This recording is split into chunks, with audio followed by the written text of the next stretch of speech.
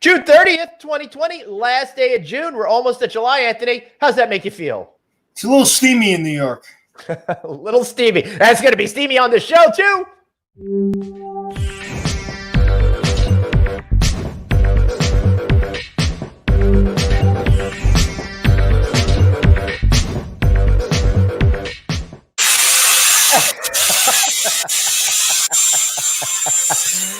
I can't believe they sent you one.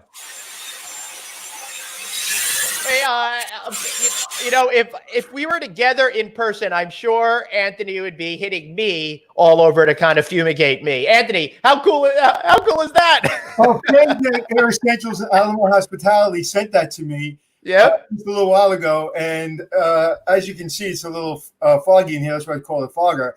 And I put the chemicals in, just a little bit of chemicals. I put the water in. I plugged it in. It literally took me 5 minutes. And all of a sudden, my room is clean, and I don't have to have the mask or the gloves on if I didn't want to. They come because you can basically not drink the chemical, but if you did drink it, you just swallow some water and you're fine.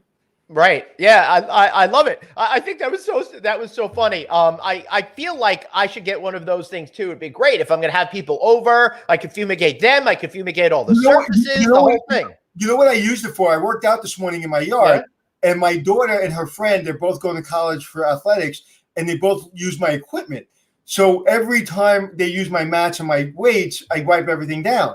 Right. So this time I just plugged in my steamer and I steamed all my equipment. And I just put it in the garage, and I felt much better. And as you can see, when I first did it, there was a little fog for about 15, 20 seconds, and then boom, it's clear as could be. So I don't feel any mist. I don't feel any residue. I feel nothing. Like everything that I'm touching, even including my mic equipment, everything is fine. So, they say it works. They say the chemical is great. And so it was easy. So if you have a hotel or you have a restaurant, even if it's not perfect, even if it's not the perfect solution, after you clean everything down and you fog it, it just makes everyone feel like you're doing the right thing. And you cannot listen. We can't do everything perfectly. It's impossible. This disease is just it's difficult. But doing that fogger took me literally 5 minutes to clean my equipment, and it was and I felt safer. I felt better. That's pretty awesome. And a great way to make an impression to start off the show. You didn't know that was coming. I had no idea. That's why I love when you do that stuff. You're always keeping me on edge these days. As we're getting more comfortable doing this show, I've got a flower tie for you. Yeah. All right. So again, that is from Almo Hospitality. They're the distributor to it by product by Air Essentials. You could reach out to Almo Hospitality to find out who the distributor will be if you're interested in that, and check out the show that we did about a week and a half ago on that. That show was, I'm trying to find the date. I forgot the date. And as you're finding the date, one of the things, it was great. It was well packaged. I have one little suggestion. Yeah. Make it clear how many ounces of chemical I need per ounces of water. June 24th. Yes, that's pretty cool. June 24th. I couldn't find it. I like to lie and say I found it, but I didn't find it. So I just filled it up, the whole little beaker they gave me, and I poured it in and put the water in, and it seemed like it was enough chemicals because it got all foamy. Right. And I fogged. So that could have been a little bit clearer, but everything else was great. Right. We got a lot to talk about, my brother. We do. We've got a great guest today. We have Daniel Abernethy. He's the president of Atrium Hospitality, a company that's got more than 85 hotels in its system. But before we get to that, Anthony, we've been going off and off about the masks and how we all have to kind of do our part together. And there's another issue that's come up that is really upsetting me that I think is important to talk about. And that's a massive expose that Inside Edition put out yesterday. Apparently, they went to multiple hotels in New York City to check cleaning protocols and stuff. And unfortunately, at 3 of the properties they went to, I wouldn't mention the properties. I'm okay with not mentioning them unless you want. All right. No, I'll stay away from mentioning the property. I think that's fair. And I'll tell you why. I'll just keep it this way. I think there's no reason to target one brand. I don't think everybody's. It's not even one brand; it's one hotel, and that's the tricky thing that we're dealing with, right, Anthony? Because I don't mind outing a brand if you would have gone to 20 hotels and they were all screwed up. Then I have no problem outing the brand. But to take one hotel and to put 3,000-4,000 hotels, or and again, I'm not fans of everybody on that list, but I want to be fair, and this is what I'll say. This is difficult, and if you're not completely focused 100% on cleanliness and giving your staff the tools. And the reason I'm not doing this, because I know what's going to happen. The housekeepers in that hotel are going to get in trouble. Right. And it's not the housekeepers. I blame the general manager, and I blame the people above them. I agree. When you had Marriott on yesterday, when we had the leader, Mike Stengel, the SVP of that brand, Gaylord Hotels. When we had other brand leaders on, they are completely focused and they're very transparent on what their obligation is. So they're trying really, really hard. So with that said, they're doing it right. I'm going to give the other brands a little bit of opportunity before I crap all over them. And I'm going to be doing my own little investigation. Okay. All right. As I go, I don't want to tell you everything I'm going to be doing, but I am really, really, really upset about a lot of things. But the number one priority is we have to keep ourselves safe, right? So if you travel for business or you travel for leisure, your number one priority is to keep yourself safe. So if I travel, I'm going to bring a sheet, I'm going to bring my own pillow, I'm going to bring my own cleaning supplies, and if I can fit that fogger in my suitcase, I'm bringing the fogger with me. Right. And I'm dead serious. And I am going to take responsibility for my health. With that said, okay, if you're going to travel, the hotels and the airline have an obligation. I will out American Airlines, who, as far as I'm concerned, have their head up their ass. Mm-hmm. For them to fully pack up an airline and take out the middle seat and say, okay, we're going to fill up middle seats too. And we're going to, because people just want to fly and we don't have enough planes right now, is absolute crap. And they've gotten a lot of cancellations from friends I know. And I think it really set the airline industry back a little bit. And I actually did a little poll the other day on my Instagram. And I'd say I got about 600-700 comments across actually all my social media channels. And I would say 65% said they wouldn't travel.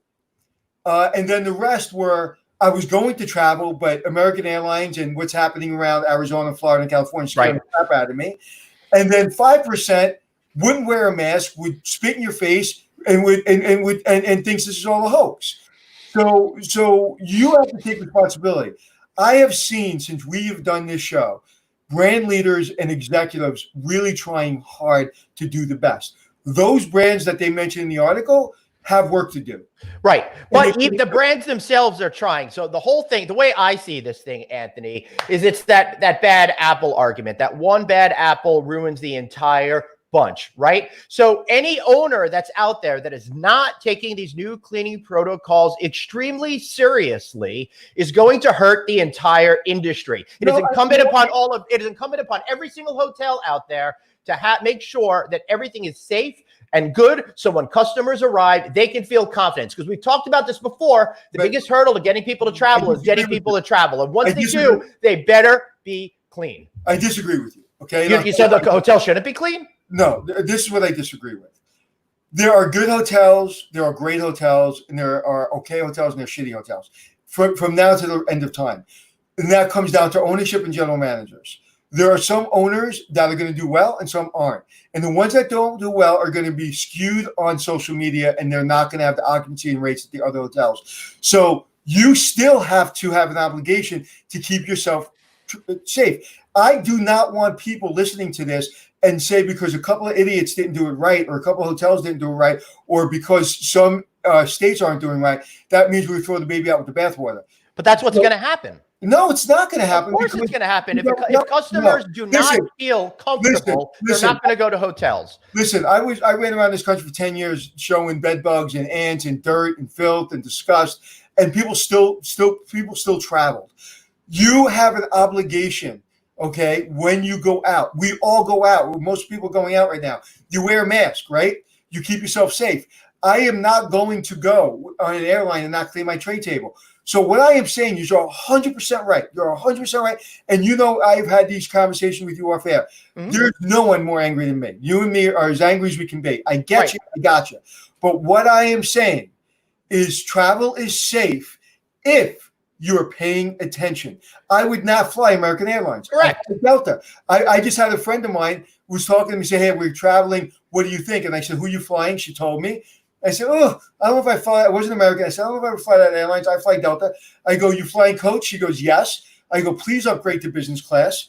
Okay, do not, because in case they put somebody in the middle seat, they said, well, they won't. I said, doesn't matter. You're going to have more people in the back of the plane.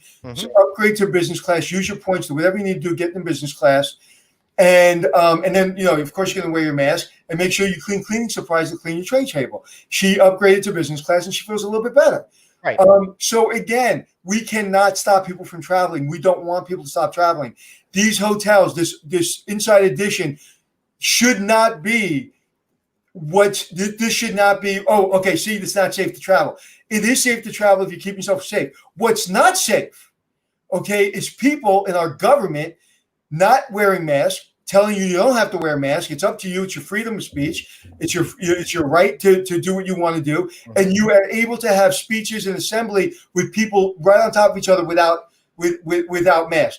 That's wrong, and that is inappropriate because that spreads the disease. Right. If I go to a hotel, it's up to me to not only the hotel to keep me safe, but me to keep me safe. Right. Well, my point is that consumers don't necessarily think that way. And if a hotel, they don't even know that these particular hotels are owned by different people than everyone else in the brand. So the three brand names that were brought up, if the consumer sees that and associates it with not being safe, then that entire brand image is sullied in the consumer mindset. That's what I'm saying. So I would be pissed off if I was an owner of a hotel with X flag on it that's doing a great job, and then somebody else screws it up and creates a negative perception in the traveling public. Yeah, but if you look at Marriott, Hilton, Hyatt, Omni, Four Seasons, St. Regis, all the brands, okay, if one Hilton is filthy, that doesn't mean all the other Hiltons are filthy. It doesn't. Right. So when people are very specific when they travel. I am going to this city and I'm going to this hotel, and the reviews are great. I am going to stay at this Hilton because the reviews are great. I am not going to unless you start seeing that X brand has complaint after complaint after complaint. And I will tell you right now, there's 2 or 3 brands I will never go to because I don't think those brand leaders are paying attention. Well, as you are complaining about American Airlines, my concern is that this news is all over everywhere this morning, and people are going to associate those brands negatively with cleaning. Well, I got a good idea, Anthony. I think we've got as far as this conversation. Why don't we bring in the pro? Why don't we bring in our next guest and ask what he thinks? But before you say that, one of the reasons I run hospitality success the way I do is because I had 3 or 4 client meetings yesterday. Guess who they got on the phone yesterday? Who was on Zoom? Guess who they saw? Me. Yeah. You know why they saw me? Not that I don't have anything to do, because I was real busy friggin' yesterday, because I'm in charge of my brand. Okay? When you have a big brand, you're going to have these problems. And if you're a brand leader, you're going to take control of it, and you're going to have a good way to carry it. So yes, I agree with you. But each general manager and each hotel owner and each brand has got to do it perfectly, but it's never going to happen. That's what I'm saying. And if they don't, customers are not smart enough to disassociate themselves and understand that this hotel is different than that hotel. Who's not smart enough? Who's not smart enough? I don't think consumers in general, they don't differentiate between it. They don't see it as this ownership group has this hotel. This ownership has that hotel. Right. Everyone thinks McDonald's is owned by the same people. Before we bring our guest, what's the answer? Every single hotel, like you said, needs to take it upon themselves to make sure everything is in perfect, clean condition every day. I know, but they have to. It's never going to happen. So what do? You stay at the hotel that's doing it right, and you keep yourself safe. But I've made a really nice living of people doing it wrong. And even after, I would say 75% of the hotels that I told do it right, did it right, and 25% didn't. And it's just the way it is. But we have to, like movie theaters open, restaurants opened in Arizona, California. I wasn't going to a movie theater or to a restaurant inside if they opened it up right now. I wouldn't do it. I would have waited a couple of weeks to see what happened. Well, you saw what happened. Yeah, but it's twofold. I'm not disagreeing with you at all. I'm not. I think we're just approaching it from 2 different sides. Me from the consumer side, you from the ownership side. So let me ask you a question. When you went to Las Vegas, did you wear a mask? Yes. Did you keep yourself safe? I'm not the general consumer. Okay. Yeah, my individual responsibility is different than the way people perceive a corporation and what they're doing. I want you to go and Jeff, if you can find it, I'd like you to post a link. Washington Post, put my name in Google, Anthony Melchiorri, Washington Post. I have called for our industry to have the same ratings as the restaurant industry in California and New York. Right. We talked about this. A, B, and C. Not for service, but for safety, cleanliness, and hygiene. So the Department of Health goes to every hotel, and they have a rating, A, B, or C. That hotels don't have that on the front door is ridiculous. I called for it almost 6 years ago. Okay? I called for it 6 years ago. I wanted to go to Congress. I wanted to go to the senators. I wanted to talk about it, and nobody wanted to hear me. And when I did it 6 years ago, you know what I was doing?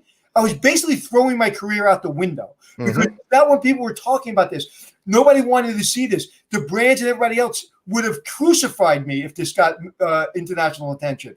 Okay? Right. But now I want that. I want A, B, and C on every hotel in America. So if you know the hygiene class, so I don't disagree with you. All I am saying is I know what it takes to run a hotel, and a lot of people suck at it. Yeah, and Anthony and I are both so pissed off right now because everyone's livelihoods are at stake here. Speaking of that, now let's bring in our next guest.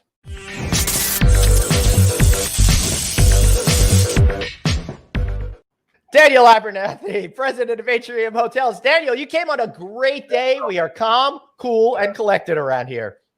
I appreciate the candor of your conversation, Anthony, and I can sense the concern and truly commitment to kind of understanding where we're going and the dialogue you're all having. This format, this platform that you have, I think, is just a wonderful platform for the industry, and so many different varying views, perspectives being shared. Right.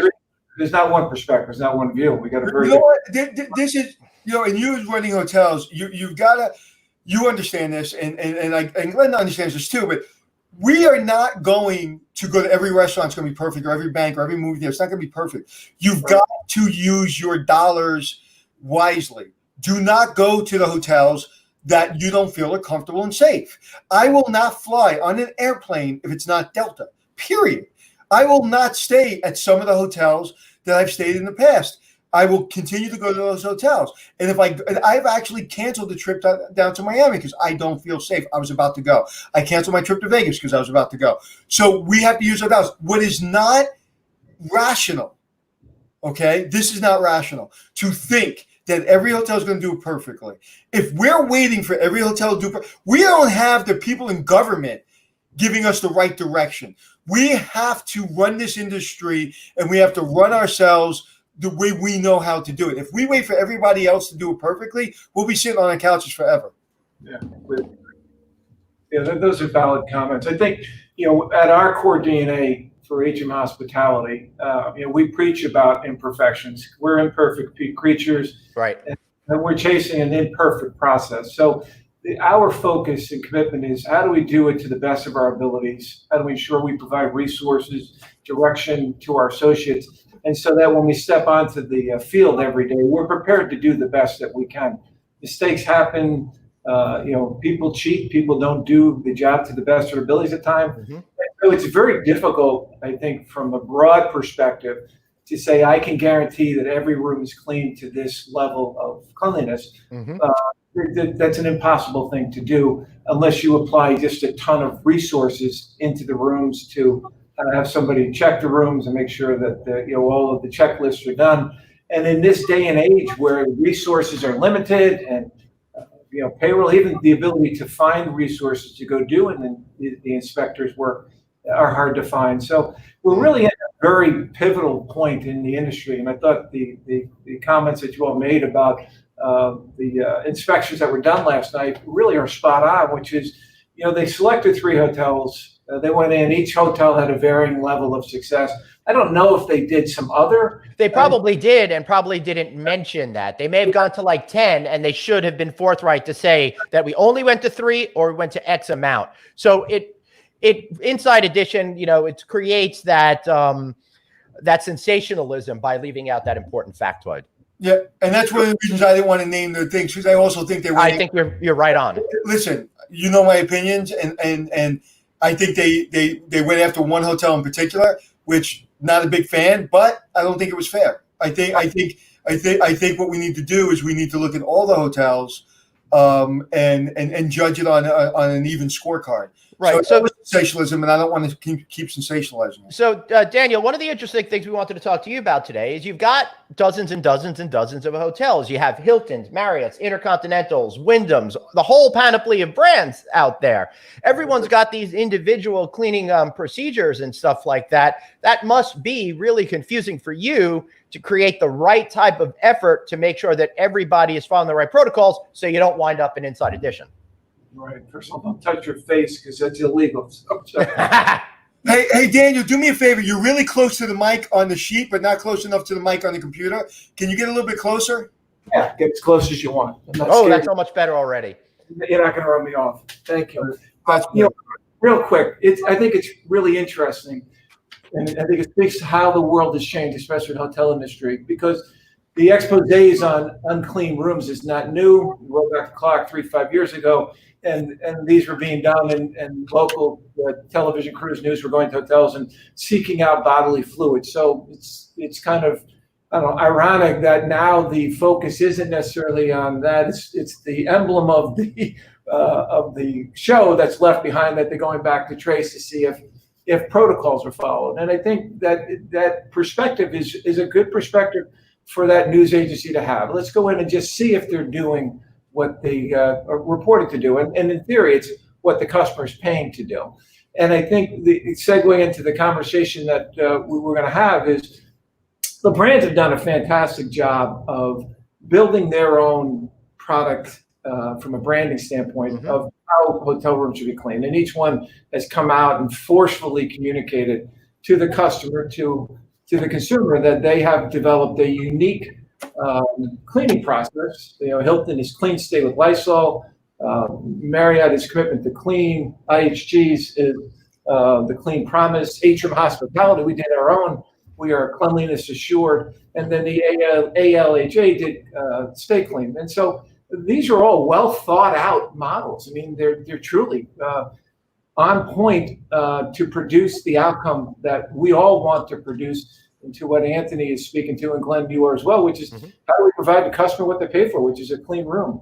I think the disconnect occurs, which is continuity and consistency, which is it's hard enough to get that across the 22,000 rooms I operate on a daily basis, much less to then have to do that inside of 3, 4, 5 different brand silos. And so as an owner operator, because we're unique, we don't operate for other people today. We aspire to, but today we only manage what we own. Is finding that consistency in leadership and management to be able to, cross over between Hilton, Marriott, IHG, and all these different brand programs. But the products that they've developed, the end protocols that they've produced are fantastic. The follow-up question to that would be, in a moment of urgency, that's what they created. Are they needed in the long term? And if they're not needed in the long term, how do you unwind them?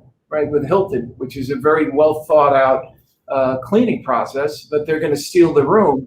And so how do you one day in the future have a room that's not sealed after a year and a half the room was sealed? Right. And I think what concerns me, and I sit on owner advisory committees, and we are very active as a company in participating with the brands. They solicit our feedback because we are very large owners. And so our voice has been heard, and we've actually been able to influence the direction. But we didn't have a dirty product before this occurred. There's no certainty, and I'm not aware of anybody who stayed in one of our hotels that got sick because the surfaces weren't cleaned. It's a vapor exchange. It's person to person. That's where the greatest exposure is. And so have we, in our need to create differentiation between ourselves brand-wise, have we kind of maybe reached past the point of need and found a point of opportunity? And now we're going to leverage that opportunity to drive these brand initiatives that are very costly and are well thought out and well produced. But are they going to produce a product that's better, materially better than the product we had before, that was satisfactory to our guests?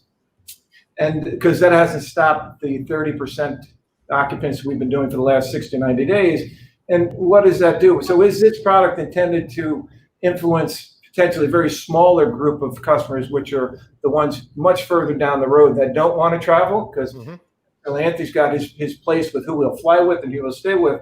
There are those customers out there. And so are these branded cleaning protocols really focused on getting the last 5 or 10% to travel. And I don't have those answers. I know the brands have done a lot of research, right, and have really kind of correlated their data to the position and direction they're taking. But as an owner, and I'm trying to figure out how to cover costs, how to drive as much incremental revenue as possible, because I'm not making money open today. The lower the cost burden, the better. And the room I had yesterday was clean. The room I'm selling today is cleaner, and we're more focused on it, as we should be. But the next evolution, I think, becomes problematic from a cost perspective as occupancies rise. Well, I think you have to ask yourself what comes first, the chicken and the egg, right? So what happened was we opened too fast. So now the industry's getting closed again because people didn't think it was important, because people didn't want to wear a mask, because people went to restaurants, because people went out to movies, and people said it's not a big deal, and everybody congregated. Now it's screwing our business up. I talked about this 3 weeks ago. That's the problem. Okay, that is 100% the problem. Everybody's got to sit down, wear their effing mask, and then we can get going again. The industry has to build trust. So each one of these brands have to build trust to bring them back. Delta did that with me. I was like, oh, okay, Delta, we'll see. Fogger, got it. I'm in. Built trust. I'm going to Vegas. Glenn is there. Vegas is open. Holy crap. Cosmopolitan's not doing well. Oh my God, America's not doing well. Arizona is not doing well. California's not doing well. Florida, I can't go to my meeting in Florida. They just shut us down. We just had Mr. Rosen on last week, or this week. Friday. And he literally looked sad because he was going to have the AHOA. He was hosting the AHOA conference. Okay. And it got shut down because Florida got shut down. So people have got to they have to earn the trust. We haven't earned the trust in government, and we haven't earned the trust as a travel industry. We've got to shut up, sit down, put our mask on, and do what they did in New York and other states. Go slow so you can go fast. We had 381 cases yesterday out of 20 million people. Okay. 6 weeks ago, we had 11,000. Yeah, we've had over 300,000 total in New York. We didn't sit down. If we didn't sit down and shut up, okay, we would be there now. So I'm not saying we won't get it. I'm not saying it won't go up. What I am saying is I agree with everything you're saying, and the brands have done a great job in getting out. And listen, they're all competing against each other. Mm-hmm. So once one brand came out, they couldn't let the other brand get in front of them, right? So the owner, and I've owned hotels, and maybe owning one very soon, unfortunately, because someone's not doing well. But my point being is I would take the highest standard that I believe that from the brand, and I would ensure every single room is cleaned at that level. Also, we all have to take in consideration, and I know it's very difficult. I'm having a lot of trouble finding employees for the hotels that we're overseeing. So I understand that, especially when people want to stay home with their extra $600. But we're not cleaning rooms as much. So we're not going into the rooms every single day. We had Mike from Gaylord. He says he's not going into rooms every day. He's going out at checkout. So we are going to have some cost savings there. Is that right or wrong? No, I think that's accurate to the state that we're in today. I think the brands are all moving to a path where the customer will opt in or opt out of service. And so you have the exposure of the customer saying, I want somebody in my room every day. And there's multiple issues to balance, Anthony, right? So if the room is being cleaned, there's somebody cleaning it, right? And so you run into this kind of potential conflict of how do I put a service attendant into the room if I'm worried about the room being clean or potentially carrying the virus. And so I think that's some of the traction that's taken place in New York with the organized labor kind of moving towards, getting inventory to be dead for a couple of days in the pretense that potentially there are remnants of the virus sticking around. So, I think where I'm at, again, I sit on a lot of brand boards, and I think they've all done a fantastic job. So I find no failure in their products and what they've produced. I think it's and if I was the brand, I'd be doing the same thing. But right, Daniel. Let me ask you in regards to that. Everybody is doing a great job. We've spoken to a lot of leaders about their plans. Plus, the AHLA has their own plan out there. Where are some of the highlights for you? How does it all come together for you? What would you like to see? You don't have to name specific brands, but are there certain brands that are doing it better, or is it just like I find that most hotels do a 98% job great. Then it's just a little tiny bit that's the difference. How do you see it with what all the brands are doing, and how does that compare to the AHLA? And would you like to see a universal standard put out there if possible? Yeah, those are great questions. I think in the last question is the most important question. Yeah. We are a very large industry.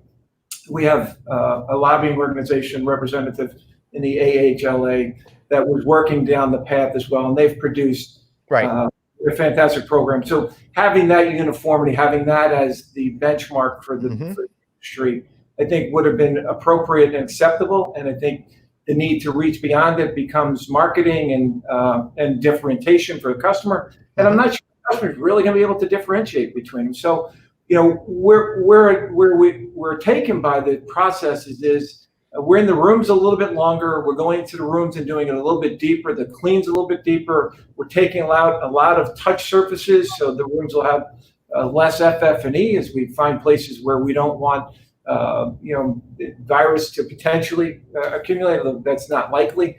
And making the room more accessible for the attendant so that the server can get in and clean those areas more efficiently.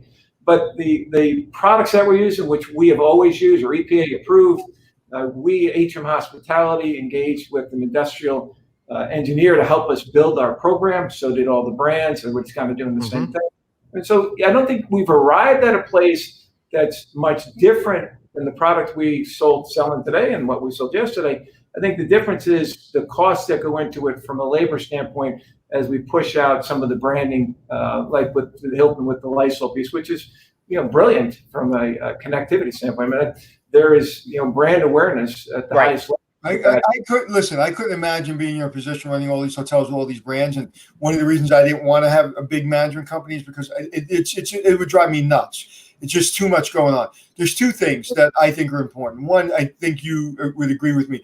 The most important person in the hotel, obviously, is the housekeeper, but is the general manager. If you had the best general managers in the world running your hotels, they will ensure, and I'm sure you do, they will ensure those hotels are run perfectly. When you have a weak general manager or someone that's mediocre or even good, you don't need good, you need great. Those are the people that keep those hotels, running and making sure they take care of their employees and take care of their guests. And number two, we failed as an industry, as a travel industry, because the government in some states failed us. We have gone backwards. The headline today is not, hey, everything's open, Disneyland's opening, AHO is opening. That was going to be our touchstone. AHO in Orlando was going to be our touchstone. Okay, that should be the conversation. And it gives more and more people confidence. And then this Inside Edition story is just a side note. It's just a side note because everybody is opening and the numbers are going down and down and down and down. Everything looks like New York or other states, and it's going down. And it's Inside Edition. It's like, they're just playing they're just playing the edges here. They're just looking at 3 hotels. It doesn't mean anything because the numbers aren't going down. Inside Edition becomes a bigger story. That's right. So I think a lot of these state governments have failed us. And I think a lot of these hotel owners who are not taking this seriously. We had a guest on our show said they walked into a hotel and they had a guest behind an employee behind the desk without a mask on. And it's like, well, I don't really tell my employees to wear a mask if they don't want to wear a mask because some of them just don't like it because it's uncomfortable. Really? And now that state is the leading state, not only in the United States, but it's leading in the world. Right. Florida right now is like the worst place in the world, outside of maybe Brazil. A mess. Yeah, that it is. The GM. Do your employees wear masks? I'm sorry? Your employees all have to wear masks? They are now required to wear masks, and we are now providing them to them. There's a backlog. We're trying to get access to enough supply, but yes, we have now. But if you need to call Cintas and use my name because they have plenty. They'll give you masks and gloves and maybe even a little discount because you mentioned my name. That's what I can get, man. It mentioned my name, they'll charge you extra. Saving pennies are important. That's our motto. No, give me your cell number, and I'll give you the president's cell number, and he'll send them right away to you. I'll text it to you. Thanks. You can put it in the private chat when we're done with the conversation. Put it at the bottom. The GM. I couldn't imagine being a GM today. Mm-hmm. So, and I can't defend with the issues in New York because I don't know the structure there, and it's unionized. So I have GMs who are cleaning rooms. I mean, right, of course. place in this industry right now. We've never been before. And, a heartfelt sense of gratitude and appreciation, which I share every week with my GMs and the team members that have worked through this crisis from the bottom up.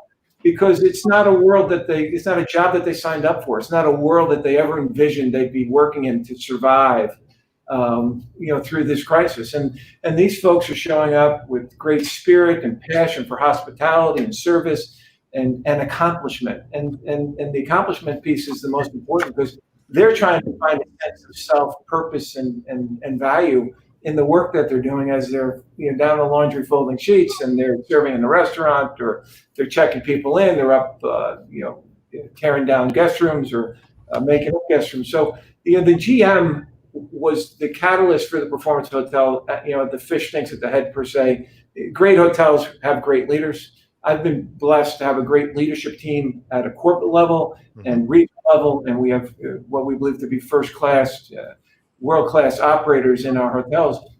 But even they are susceptible to days where they're not at their best, where mistakes happen, where they wind up being understaffed. And so the difficulties of operating a hotel in the current day business model is really very difficult. And a key issue to that is we have service attendants and line level employees that don't want to come back to work because they're making more money being unemployed than they are coming back to work for us. And we're trying to work our way through how do we fund incremental compensation to get people to want to come back and help us clean rooms or potentially serve in the restaurant. But the difficulties that the operator faces on a day-to-day basis are enormous and cannot be overlooked as you look at how you evaluate staying in a hotel and how our guests are perceiving our performance, because it varies by market and it varies by revenue. I mean, the majority of our hotels,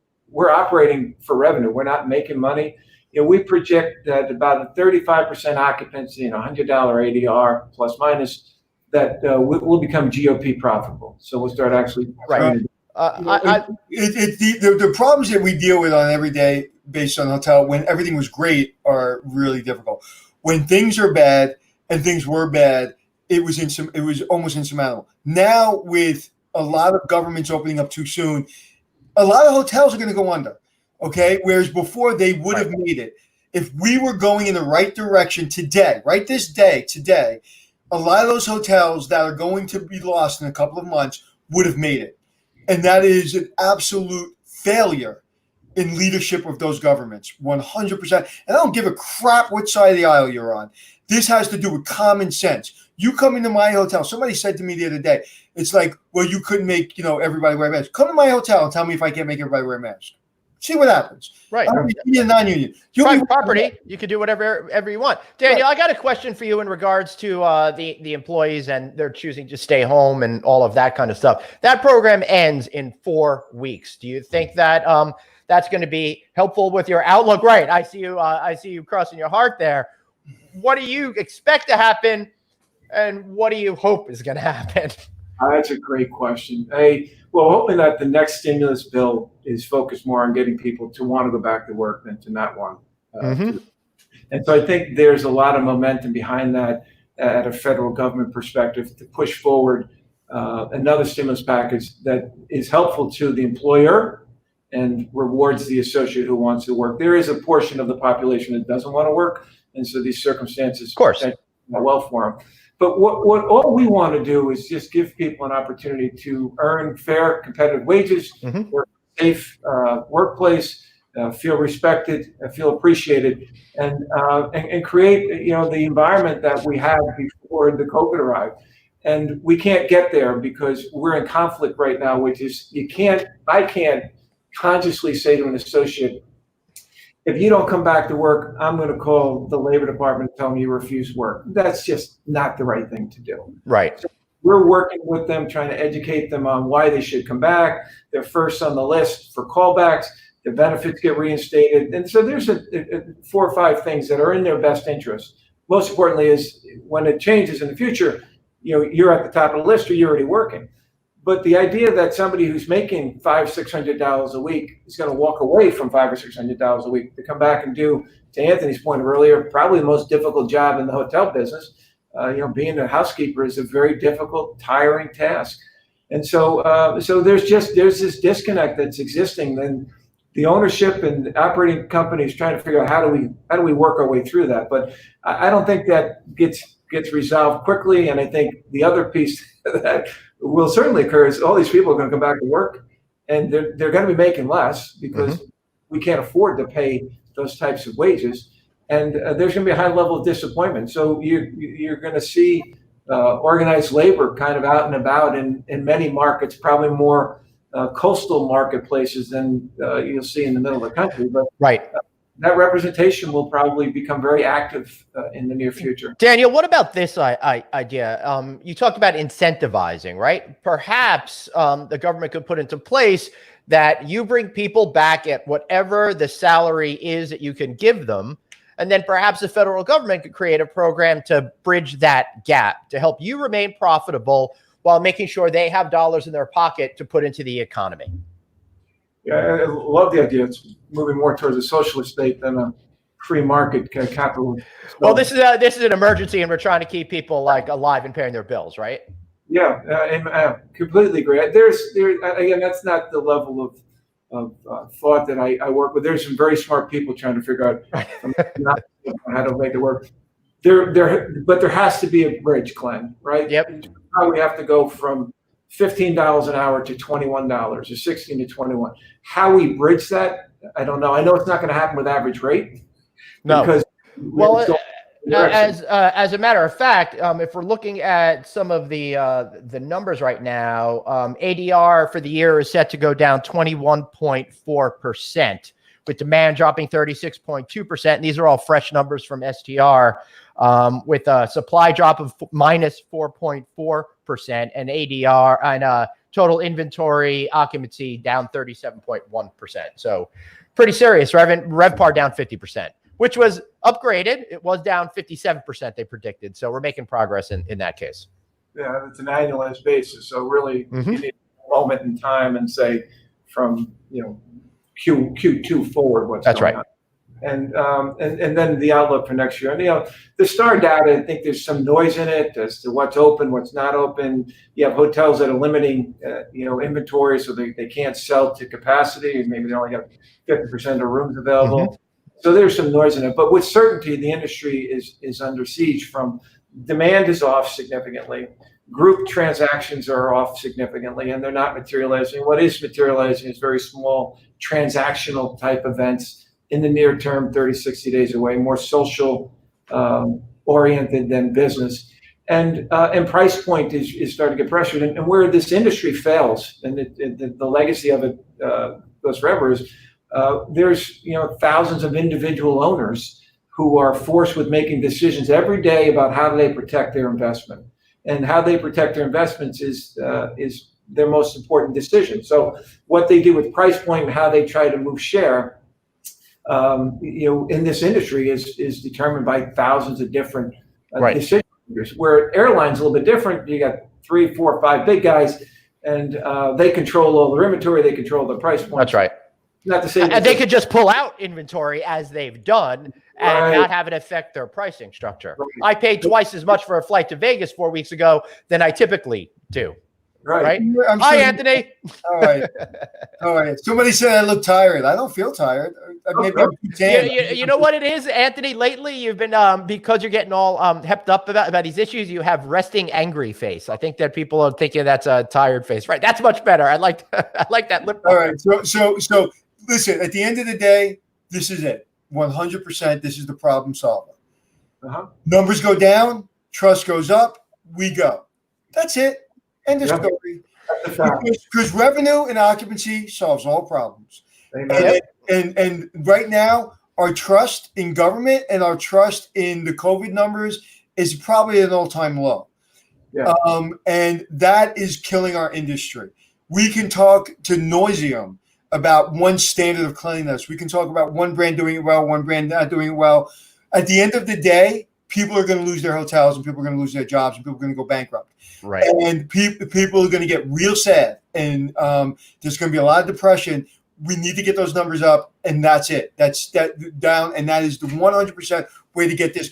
If groups and corporate business travelers don't travel, we're done. We can only live off of leisure travel for a certain period of time. We are not going to be sustainable very long if we're just living off of national parks and amusement parks and beaches. We have to have Chicago, LA, New York City. The people got to want to fly into those cities, fill up the convention halls, and that is how we get back to work. And the only way to do that is get the numbers down. Could you imagine if this country looked like New York right now, where we would be? I wouldn't be here. I'd be on a plane. Right. Yep. So again, I know there's a lot of going back and forth. I'm kind of emotional about it, but I didn't notice. Like, let me ask you a couple questions, Daniel. How many hotels do you have? We have 85 hotels. 85. Those 85 hotels, if you don't mind me asking, how many do you think will come out of this in good shape, and how many do you think you're in jeopardy of losing? Oh, that's a difficult question. I think at risk today, 2. At risk tomorrow, significantly more. I think. Right. To your point, and the policymakers of this country need to rally around how do we fix what's broken, not how do we find divide and continue to push sides apart from each other. Somebody has to be a unifying component and figure out how to make things better. I'm aligned with those comments because it's a mess. And we have 3 million square feet of meeting space. I get 22,000 rooms available every day. 40% of my rooms sold come through group. And so your comments about convention group are spot on. The exposure we have, it goes back to, if you bought something in the last couple of years, you've got a higher exposure from a leverage standpoint to lose your hotel than, some of the legacy assets. So we're a little bit better structured from a leverage standpoint because we're a privately owned entity. And so we weren't really aggressive with our debt structure. And so we feel good about our portfolio. We have probably a handful of assets that are single finance that potentially have exposure, and that's more market recovery related than the debt structure that we have. But I think to your point, and the industry was overbuilt. New York, most certainly, overbuilt for the last couple of years, and so this tidal wave of issue is potentially a good opportunity to cleanse out some of the bottom inventory, maybe clean it out. But what's at risk aren't the hotels that from an age standpoint have become obsolete. What's at risk are the newer assets, the ones that have been traded or developed in the last 3 to 5 years. And to Anthony's point, those owners have just a tremendous amount of risk and exposure to losing those assets. And there's no certainty for the recovery. We come together on a weekly basis, talk about where we're at, where we're going, what we're seeing. And I don't see the current events changing the trajectory of our recovery short term. I think we're on this path to 30% occupancy, plus minus. I think we're in this second wave, which really is just an extension of the first wave, I think this potentially slows down what happens at the end of Q3 and Q4. And that becomes very problematic to Anthony's point, which is there are owners out there betting on this rise in revenue is going to happen late August, September, October. That's going to allow them to kind of reset their capital position and potentially start to fund debt service. Because right now, there's, I don't know what the percentage is, but 20-30% of hotels in America aren't paying their debt service. And those are real numbers. And that has a multiplying effect, an expounding effect is, the banks are sitting on that debt. Right. The market, what happens with those assets if they are forced into foreclosure. And so we need business. We need stimulus. We need to push forward an agenda that makes people comfortable and confident in their travel strategies and where they're going. And so you go to the AHLA and what they've done, it's fantastic. The brands have done their thing. And so the messaging is out there. Come stay with us. It's clean. We'll service well. We'll be hospitable, engaging. But if those numbers don't go down in the next 2 or 3 weeks, it's a problem. This is going to be a tragedy. It's already a tragedy. It's going to be a worse tragedy. And Nikki Fox, unfortunately, I'm going to delete you from our program from now on because you say I need a GoFundMe page for Botox. Nikki Fox, I am going to make sure you're front and center every day on our show. First of all, how are you, Nikki? I haven't seen her since March, back when we had a normal life. I can afford my own Botox, okay? Yeah. That's a good point. I like that. That's the offensive part. Standing like this. Yeah. Stand back here, Nikki. So, Daniel, I know you have a heart out in just a few minutes. I think it's really cool that instead of doing your typical internal communications, you guys have started an internal podcast. And let me throw out there for any companies that want to do an internal podcast, get me to host it. I don't know what Daniel was thinking, but it's a good idea nonetheless. Tell us a little bit about Open Mic, Daniel. I appreciate that.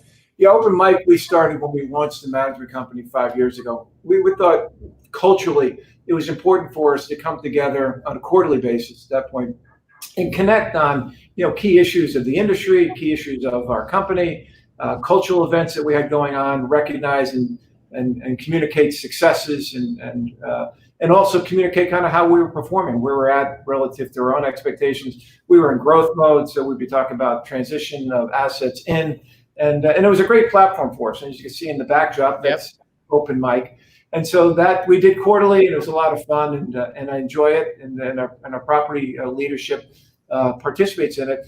And it was a fantastic vehicle to have for us from a communication standpoint when we went into COVID reaction, because it gave us a platform that already existed to connect with our team members on a weekly basis. And so since July 16th or 17th, the date is, but a Wednesday, we've been live every week. We pulled together anybody who's part of our company. So furloughed associates, active associates, they can all dial in and listen to me. And we give updates on where we're at from a business standpoint. We give updates about where we're at from a community standpoint, what changes are taking place. Talk a little bit about the successes that we've had. Cool. We've integrated over the last few weeks of polling things. So we asked some live poll questions. When the Black Lives Matter came about with the horrific murder of George Floyd, we had this platform to address that. And so we got out with our associates and we talked about what they were seeing in their marketplaces, what they're seeing in their communities, what we can do to activate Atrium to become more engaged, realizing that racism exists in every community in America. So with certainty it exists in Atrium. How do we acknowledge that, and how do we go about eradicating it? And so we've created ERGs internally. And so this vehicle that we have called Open Mic really played out well for us. And what was interesting last week, so in one of coming up to holiday weekend, we polled them to the audience because business is picking up. Said, what do you guys think? Should we get rid of this? Should we go to every other week? Should we go once a month? And the majority of the people who responded to the poll said, no, let's keep this every week. Great. That they find value in hearing what's out there. And I think most importantly, because I'm a man of gratitude, I didn't get here on my own. I've got great people working for me, is the ability to say thank you to team members, because it's a tough job for anybody that's working in the hotel industry today, from the owner to the housekeeper and all about. The job's not what we all expect it to be, and we all have to change our behaviors to find a level of success. And my gratitude to the associates of my company is as far-reaching as it's ever been. I've always been appreciative, but today, truly introspectively, this company doesn't survive without the sacrifices and contributions of those team members, and it's moving. So I think that's a great idea, especially because we like to consume information either visually or with audio thing. But one question coming from one of our regular viewers, Daniel, to Daniel. I have one question. Are you using a coffee program, and how are you utilizing it? It's a great question. What was the question? A coffee program. How are you handling that across your hotels? Well, I'm up to about 5 cups a day working on. Do you have a coffee program in the rooms? Are people making their own coffee in the rooms is what they're asking? We do, and I'll be truthful with you, I can't speak to that. I reach out to one of my operators and get you an answer very quickly. But we are, I believe the coffee is coming out of the rooms. We're serving it in the atrium from a process standpoint, and providing new resources in the guest room from a production standpoint. So, but I'm not sure what the make and model is, but I should be. And I want to get back to, as Glenn sometimes does, he gets right back into the minutia. And I want to give you props for saying a word that a lot of people in your position don't say, especially when you're getting kicked in the butt right now in your industry, in your hotels, is gratitude. Even in this, I would say, is probably one of the lowest point in your careers as far as challenges. And I don't mean low point like, oh, sorry for myself, but low point like this is a very challenging time. And that you still can find gratitude and you can still appreciate what's around you and what your team is giving you and what God's given you. To still feel gratitude is something I appreciate, and I just want to point that out. And now I'm interested in your coffee makers. Well, let us know what kind of coffee maker you use. Maybe Anthony could throw that in with his fogger into his travel bag as well. Daniel, I'll let you comment on that, and then any final thoughts that you have, because I know you need to go to your 1 o'clock call. Yeah, no, I appreciate that. And I do a few minutes. This is the high point of my career. The idea that I was able to work with a group of leaders and properly survive this is the high point, not the low point. The idea that we have a future that we're projecting that's positive and engaging and working back towards hospitality. I'm excited about where we're at. I'm excited about the opportunities in front of us. A challenge to rise above the fray and fight the fight, and we did that, and we worked hard at it, and we're coming out. And we're in a good place. We're in survival mode. We'll continue to be in survival mode. But again, inspired by the sacrifices and contributions of our team members and the leadership. And so it's easy for me as the president of the company to take credit for the success, but the success lies with those below me. And so it's really been, it's emotional, it's inspiring, and exciting. And so I'm good with where we're at. I'm excited about where we're going. And to Anthony's point, we need the government get their act together, and we need to truly put together programs that help the owners recover through this, and also help the associates get back on their feet. Because at the end of the day, we're business about people. We're gentlemen serving gentlemen and gentlewomen serving gentlewomen. We've got to be engaged at how do we survive the marketplace and make it a better place for our kids, make it a better place for our future. And politics sadly is what drives those decisions. So let's hope they get their act together. Let's hope they rally and find a path to help us all survive. And again, as I shared with you guys on the front end, this is a great platform. The idea that I could sit here and have this conversation with you, share my ideas, get put on the spot about what coffee makers I have. But it's a great platform. So I wish you all the best of luck. I think the Thank you, Daniel.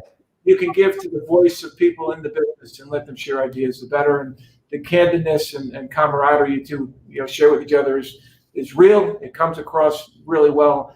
And I'm proud to have been part of this, and I appreciate you including me. So thank you for saying that. And without this platform, I wouldn't know that I need a little bit of Botox. So thank you. You'll be a good-looking man. Don't let him tell you that. I'm so glad someone else is getting Anthony's wrath and not me for the day. Daniel, we'd love to have you come back on as things change. I still want to talk when we get a little clarity in the next month or so. I want to hear what your strategy is for expanding your company in the future, because crisis does breed opportunity. And I think you're the type of guy that's going to. If there's a pitch I can make, we are an incredibly robust operating platform trying to get into third-party management, and we've got a fantastic presentation deck. And if any owners out there looking to hear about a qualified third-party management platform that thinks like an owner, acts like an owner, Atrium Hospitality. Send me your cell number, because I have a lot of clients always looking. We're Hospitality Success, which is a company that basically teaches people how to run their own hotels. But at some point when things get by other hotels, I don't want to be in the management company business. I want to be in the teaching business. So when we need your opportunity, I didn't mean that as a slight. I just meant this is what I say to people. I don't want your problems. I want to teach you how to solve your problems. The management company takes their problems and solves them themselves. I don't want to solve them. I want to teach them how to solve them. But sometimes they get to a point where they need a management company, and I don't want that business. I'll send you my contact. All right, just as soon as we let you go right now, just if you can, just type it into the to the chat box. Thank you so much, Daniel. We'll see you again real soon. Take care. Thank you. Woo! This firecracker of a show today, Anthony Melchiorri. Listen, our government has let us down in some states, and the federal government has let us down. Mm-hmm. And you can talk about the brands. You can talk about Inside Edition.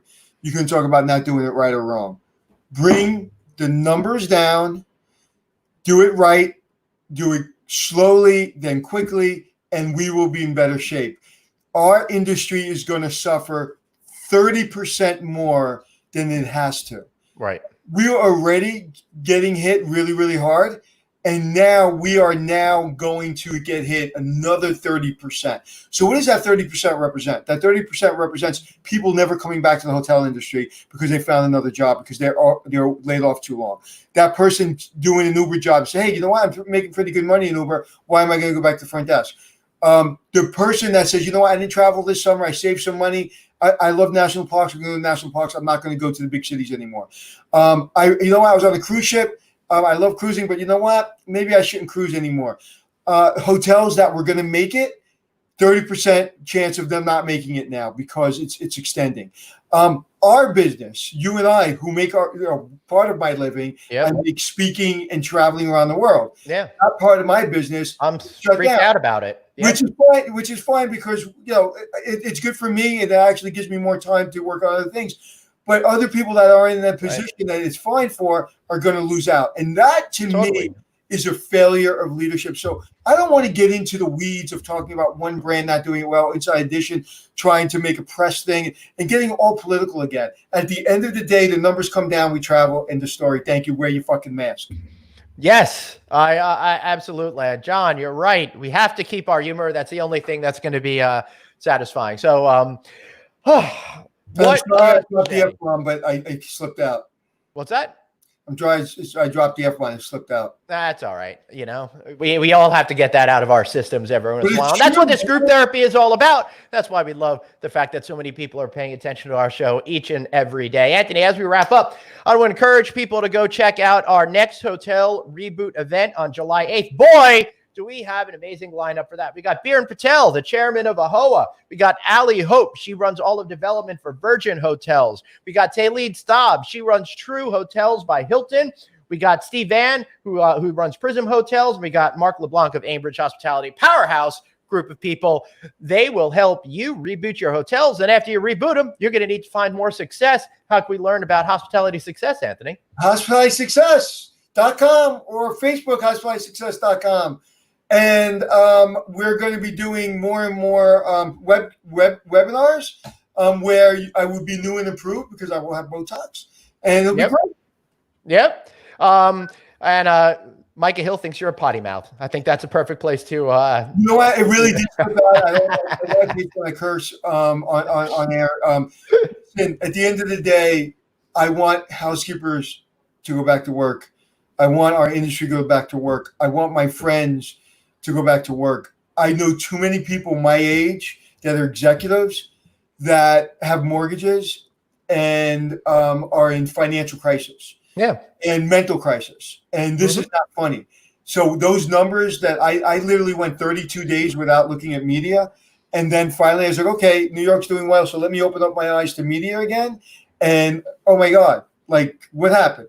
And so every day I follow the numbers religiously. This morning I wake up, the first thing I do is look at the numbers. And if those numbers don't go down, we don't go back to work. End of story. Wear your mask. Yep. You're absolutely right. All right, everybody. Thank you so much for being here. So tomorrow's going to be an interesting show. Why? Because we have Peter Greenberg on the show. You guys may know him from CBS TV. He's a travel correspondent on the morning show, CBS This Morning. So we're going to have a real great talk with him to learn about what's going on globally with the entire travel industry. I know you're looking forward to that one more than anything, Anthony Melchiorri. Any final words before we wrap this bad boy up? No, sir. Looking forward to tomorrow. I love seeing Peter. I see him in different events. Yep. He's been around for about 150 years. He's a very, very experienced guy, and I look forward to talking to him. Yeah, so it should be good. Tune in. That'll be, of course, at 12 o'clock tomorrow. And everybody remember, you've got one life, so blaze on. And Anthony.